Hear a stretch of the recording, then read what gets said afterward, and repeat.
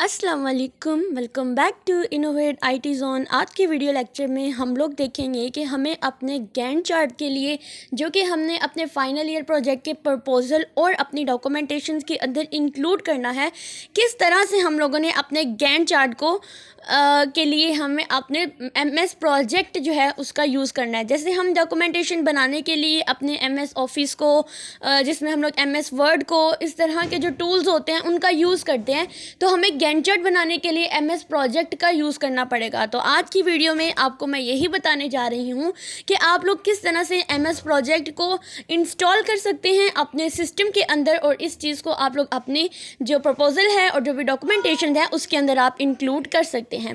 थोड़े ही देर में वीडियो आएगी कि आप लोग अपना प्रपोजल कैसे बना सकते हैं, कंप्लीट वीडियो आएगी उसके ऊपर, और फिर हम गैंट चार्ट किस तरह से बनाएंगे उसके ऊपर भी आप लोगों को नेक्स्ट आने वाली वीडियोस में आपको कंप्लीट इन्फॉर्मेशन मिलेगी। फिलहाल तो इस वीडियो के अंदर हम लोग यही सीखेंगे कि हम लोग अपने एमएस प्रोजेक्ट को किस तरह से ईजी वे में इंस्टॉल कर सकते हैं। एनी हाउ ये थोड़ा टाइम लेगा, लेकिन ये हो जाएगा। तो चलिए विदाउट टाइम वेस्टिंग हम करते हैं अपनी वीडियो का स्टार्ट।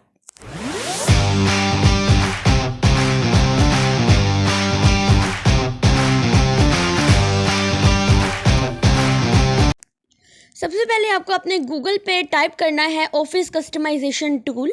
जैसे ही आप इसको टाइप करके सर्च करेंगे, जो भी पहला लिंक आएगा आपको इसके ऊपर क्लिक कर देना है। तो क्लिक करने के बाद आपके पास कुछ इस तरह का आपको इंटरफेस जो है वो शो होगा। तो जैसे ही आप लोगों के पास इस तरह का इंटरफेस आ जाएगा, ये डिपेंड कर रहा होता है आपकी इंटरनेट की स्पीड के ऊपर। तो सबसे पहले आप लोगों को ये चूज़ करना है कि आपके सिस्टम में 64 बिट का चूज़ करना है या 32 बिट का। तो यहाँ पर मैंने 64 बिट के लिए अपने सिस्टम को चूज़ किया है। देन उसके बाद आपको यहाँ पर अपने प्रोजेक्ट का कौन सा आपने चूज़ करना है, वो वेरिएंट आपको करना है। तो यहाँ पर मैं प्रोफेशनल 2024 का चूज़ कर लूँगी। देन उसके बाद आप लोगों को कर देना है नेक्स्ट के ऊपर क्लिक। जैसे ही आप नेक्स्ट के ऊपर क्लिक करेंगे तो यहाँ पर आप लोगों को लैंग्वेज को चूज़ करना है। तो यहाँ पर हम लोग इंग्लिश यूनाइटेड स्टेट की जो लैंग्वेज है उसको चूज़ कर लेंगे। देन नेक्स्ट के ऊपर क्लिक कर देंगे। तो नेक्स्ट के ऊपर क्लिक करने के बाद यहाँ पर अपडेशन की ऑप्शन आ रही है। तो आप लोगों ने सिंपल क्या कर देना है, ऑटोमेटिक को ऑन रहने देना है, बाकी सारे को आपने ऑफ कर देना है। ठीक है, तो यहाँ पर आपको नेक्स्ट के ऊपर क्लिक कर देना है। ओके, तो ये थी अपडेशन की ऑप्शन। आप लोगों को ऑटोमेटिकली को ओपन रखना है, ऑन रखना है, बाकी सबको आपने ऑफ कर देना है। देन उसके बाद आपने नेक्स्ट के ऊपर क्लिक कर देना है, और नेक्स्ट के ऊपर क्लिक करने के बाद आप लोगों को यहाँ पर एक लाइसेंस जो है वो नज़र आ रहा होगा। ये आपके पास ये एक की गिवन है। ठीक है, अगर आप करेंगे तो आपको यहाँ पर विजिबल हो जाएगी। आपने इस की को सिंपली क्या करना है, अपनी नोटबुक के ऊपर जो है वो आप लोगों ने इसको नोट कर लेना है, या आपने किसी भी पेज के ऊपर ये पूरी की जो है वो लिख देनी है। अगर कहीं भी इन फ्यूचर आप लोगों को इसमें कोई प्रॉब्लम आती है, या आपको लाइसेंस टर्म का बोलते हैं कि आप यहाँ पे अपनी जो आपके पास एक्टिवेशन की होती है आप उसे लिखें, तो आपको वहीं पर आप उसी चीज़ को ही यूज़ कर सकेंगे। तो अगर आपके पास लिखी हुई मौजूद होगी तो देन आपके लिए इजी हो जाएगा कि आप इसको यूज़ कर सकेंगे। उसके बाद आपको क्या करना है, सिंपली नेक्स्ट के ऊपर क्लिक करना है।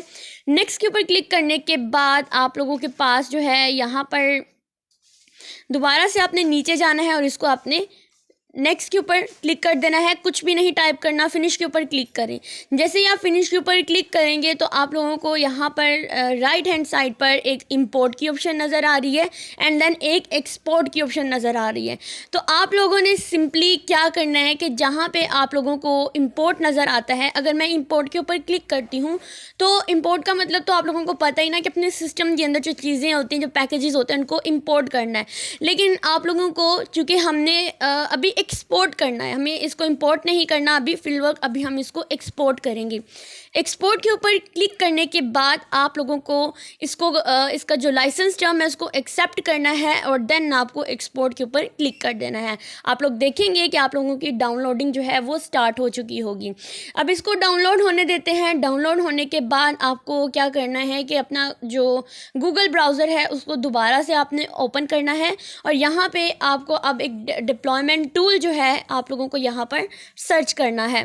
तो यहाँ पर आपको जो चीज़ सर्च करनी है वो आता है ऑफिस डिप्लॉयमेंट टूल। ठीक है, ये जो फर्स्ट वाला है इसके ऊपर आपने क्लिक करना है, और देन आपको इसको भी डाउनलोड करना शुरू कर देना है। तो फर्स्ट लिंक के ऊपर आप जैसे ही क्लिक करेंगे, क्लिक करने के बाद आपके पास एक इंटरफेस जो है वो शो होगा। तो आपके पास कुछ इस तरह से इंटरफेस जो होगा, आपने सिंपल डाउनलोड के ऊपर क्लिक करना है। डाउनलोड के ऊपर क्लिक करने के बाद आप लोगों का ये डाउनलोड होना स्टार्ट हो जाएगा, आप यहाँ पर देख सकते हैं। ठीक है, ये भी डिपेंड कर रहा होता है इंटरनेट के ऊपर। इंटरनेट की स्पीड अच्छी हो तो ये जल्दी डाउनलोड भी हो जाता है। उसके बाद आप डाउनलोड्स में जाकर देखेंगे तो आपके पास दोनों की दोनों चीज़ें जो हैं वो डाउनलोड हो चुकी हैं। आपने सिंपली क्या करना है, न्यू पर जाकर एक न्यू फोल्डर बना लें और इस फोल्डर का नाम आप प्रोजेक्ट 2024 जो है वो रख दें, या कोई भी आप नेम रख सकते हैं अपनी आसानी के लिए, लेकिन मैंने यहाँ पे प्रोजेक्ट 2024 का नाम रख दिया है ताकि मुझे याद रहे कि इसके अंदर मेरे MS प्रोजेक्ट के टूल्स हैं। अब आपने इन दोनों को यहाँ से कट कर लेना है। ठीक है, आपने डिप्लॉयमेंट टूल और जो भी कस्टमाइजेशन टूल थे ऑफिस के, इन दोनों को यहाँ से कट करके अपने प्रोजेक्ट 2024 के फोल्डर के अंदर जाकर आपने इसको पेस्ट कर देना है। आप लोगों ने यहाँ पर पेस्ट करने के बाद देखें आप लोगों के जो दोनों टूल्स हैं वो यहाँ पर आ चुके हैं।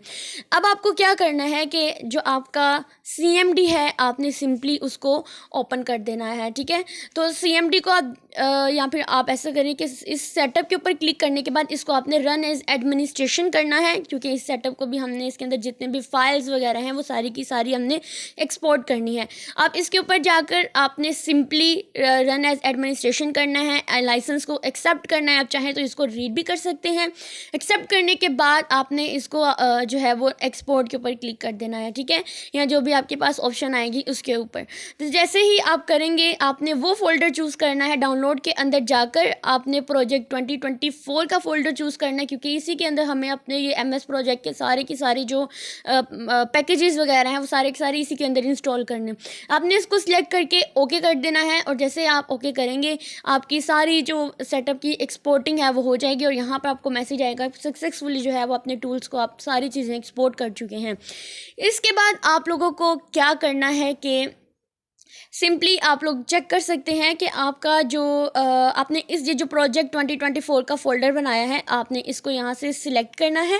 सिलेक्ट करने के बाद आपने यहाँ से इसको कट कर देना है। कट करने के बाद आपने आपका जो डिस्क C है उसके अंदर जाना है और आपने यहाँ पर इसको पेस्ट कर देना है। ठीक है, लोकल डिस्क C के अंदर जाकर आप लोगों ने इसको रख देना है।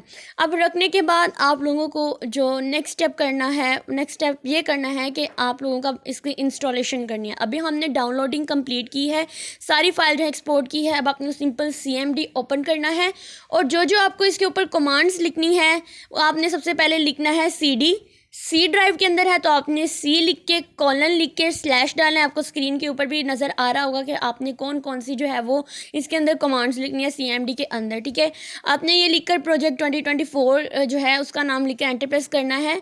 सॉरी, आपने स्लैश के बाद जो है वो स्पेस नहीं देनी थी, तो यहाँ पर मैंने स्पेस दी जिसकी वजह से उसने मुझे कहा कि आप पाथ फाउंड नहीं कर चुके हैं। तो आपने सिंपली यहाँ पर दोबारा से CD लिखकर C:/ लिखकर आपने प्रोजेक्ट 2024, लेकिन जो स्लैश के बाद स्पेस नहीं देनी है, आपने सिंपल लिखना है। तो आप उस फोल्डर के अंदर चले जाएंगे। जब आप उस फोल्डर के अंदर जाएंगे तो यहाँ पर आप लोगों को एक कमांड लिखनी है जो आपको स्क्रीन पर शो हो रही होगी। सेटअप करके आप लोगों ने सिंपल स्लैश डाल के कॉन्फ़िगर और फिर आप लोगों ने कॉन्फ़िगरेशन लिखनी है देन .xml। ठीक है, यानी XML की सारी फाइल जो हैं इसके अंदर आप लोगों की इंस्टॉल होना शुरू हो जाएंगी। उसके बाद एंटर प्रेस करेंगे। जब आप एंटर प्रेस करते हैं तो आपके पास कुछ इस तरह से आपका इंटरफेस आएगा, यानी ये बताएगा कि आपका माइक्रोसॉफ्ट में जो भी इंस्टॉलेशन है वो कंप्लीट स्टार्ट होना शुरू हो चुकी है। आपको थोड़ा वेट करना है, ये नहीं कि हमें CMD पे डायरेक्ट चीज़ें नहीं शो हो रही हैं तो हम ऐसा नहीं करेंगे। तो ये कह रहे हैं कि आप 32 बिट्स के लिए भी कर सकते हैं, और अगर नहीं तो आपके पास वो ऑलरेडी इंस्टॉल हो चुका है। आप सिंपल क्लोज़ के बटन के ऊपर भी क्लिक कर सकते हैं। जब आप उसके ऊपर क्लिक करेंगे तो आपके पास कुछ इस तरह से इंस्टॉलेशन कंप्लीट स्टार्ट हो जाएगी। इंस्टॉलेशन के स्टार्ट होने के बाद आप लोगों को ने देखना है कि ये थोड़ा टाइम लेगा। ठीक है, आपने ये नहीं कहना कि ये जो लाइन आपको कंप्लीट हो रही है, लोडिंग टाइम कंप्लीट होना है, उसके बाद ही आपका MS प्रोजेक्ट जो है वो कंप्लीट होगा। अब मैंने जो है उसको इंस्टॉल कर लिया है, आपको दिखाऊं तो मेरे रिकमेंडेड में MS प्रोजेक्ट जो है वो आ चुका है। ठीक है, थोड़ा वेट करना पड़ेगा आपको, इसलिए आपका थोड़ा टाइम लेगा। जैसे ही मैं इसके ऊपर क्लिक करके इसको ओपन करती हूँ, ओपन करने के बाद देखिए मेरे पास मेरा उसका इंटरफेस शो होना शुरू हो जाएगा, यानी ये बता रहा है कि मैंने सक्सेसफुली जो है वो अपने सिस्टम के अंदर MS प्रोजेक्ट जो है वो इंस्टॉल कर लिया है। तो जैसे ही ओपन होगा आप लोगों को मैं इसकी पूरी स्क्रीन दिखाती हूँ। बिल्कुल इस तरह से शो होगा। हमने इसमें से ब्लैंक स्टार्ट करना है, या फिर आप लोग देख सकते हैं कि यहाँ पे कुछ चीज़ें एग्जिस्ट भी कर रही हैं, टेम्पलेट्स वगैरह होते हैं, हम लोग वो भी जो है इनका भी यूज़ कर सकते हैं। तो अगली वीडियो के अंदर हम लोग ये देखेंगे कि हमें गैंट चार्ट जो है इसके ऊपर कैसे बनाना है, कैसे नहीं, जिसको आप अपने प्रपोजल एंड डॉक्यूमेंटेशन के अंदर इंक्लूड कर सकते हैं। तो अगर आपको वीडियो अच्छी लगी हो तो वीडियो को लाइक करें, चैनल को सब्सक्राइब करें। Thank you.